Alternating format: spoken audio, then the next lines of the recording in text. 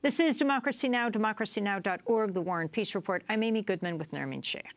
We turn now to President Trump's escalation of U.S. airstrikes in Iraq and Syria.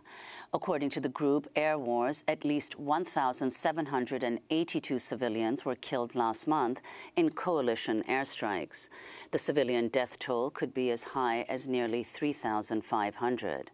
This comes as the battle for the Iraqi city of Mosul enters its 7th month. The United Nations is warning the city is facing a humanitarian catastrophe, perhaps the worst in the entire conflict. More than 400,000 people are trapped in parts of the city, still under control of the Islamic State. Meanwhile, in Syria, Human Rights Watch has concluded the U.S. did, in fact, bomb a mosque last month, killing at least 38 people. The Pentagon claimed the drone strike on March 16th targeted a meeting of al-Qaeda members, but Human Rights Watch has concluded the victims were civilians who'd gathered to pray. Human Rights Watch said it found no evidence that al-Qaeda or any other armed group were meeting in the mosque. We're joined now by Anand Gopal, a journalist and fellow at the Nation Institute, recently returned from the Middle East, has reported extensively from the region. Let's start with Mosul and Iraq. You just recently returned from Iraq, Anand. Talk about what people in Mosul are saying. What is happening there? Well, people in Mosul find themselves caught between airstrikes and terror from ISIS. I've been in touch with families every day who are describing just unbelievable scenes of carnage.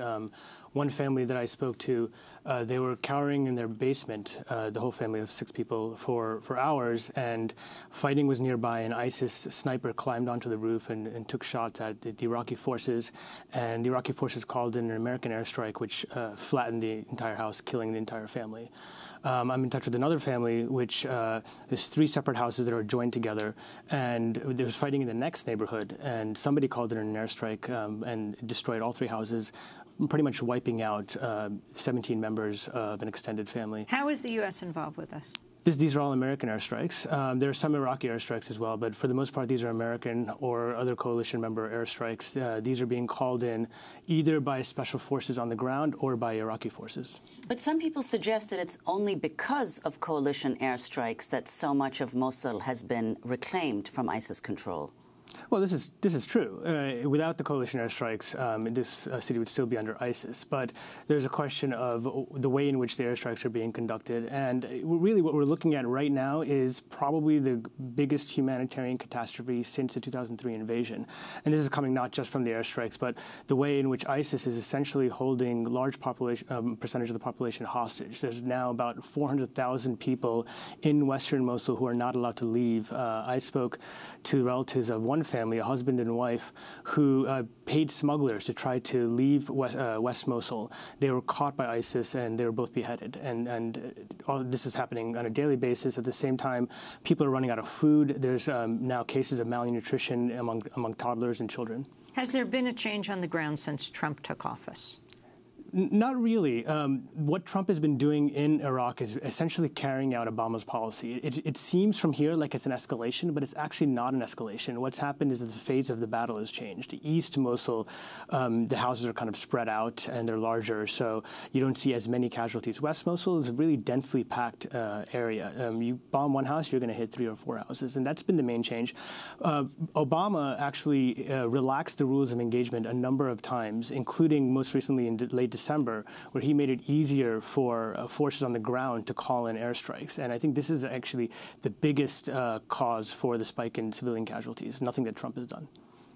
Well, the U.S. itself has admitted how difficult it's been to get into Mosul and to take over, and that despite the fact that it's been going on, the attempt to reclaim the city for 6 months, that Iraqi forces have managed only now, or very recently, to get into the city and start fighting militants. Do you have any idea from your time there and speaking to people why it's been so difficult?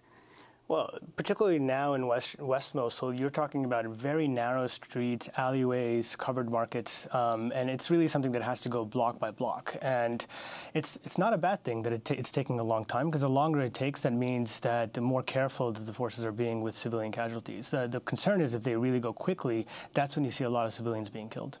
And then you have this report in Syria, the Human Rights Watch report. We'd already reported on the bombing of the mosque. It was just the Pentagon who was saying that they had bombed militant group.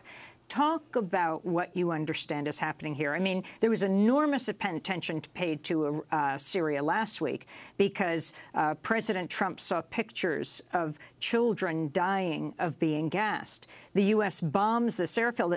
The way the media made it sound is that was the only time the U.S. was doing any bombing in Syria. Right. What a lot of people don't realize is that that was actually probably like the 8,000th airstrike that the U.S. has carried out over the last 3 years. It's only the first time they've ever targeted the regime. In fact, they've pretty much assiduously avoided targeting the regime for the last 3 or 4 years. They've targeted ISIS, they've targeted al-Qaeda, they've targeted members of the legitimate opposition, and they've killed many civilians. For example, last June or last July, under Obama, there was a bombing that killed over 200 civilians, and it didn't really get much attention here. But this has been going on for a number of years. And the mosque?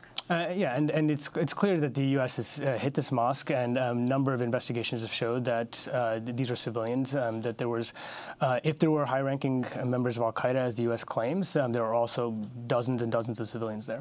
Anand, we clearly have so much more to talk about, and we will, right after this broadcast ends, and we're going to post it online at democracynow.org.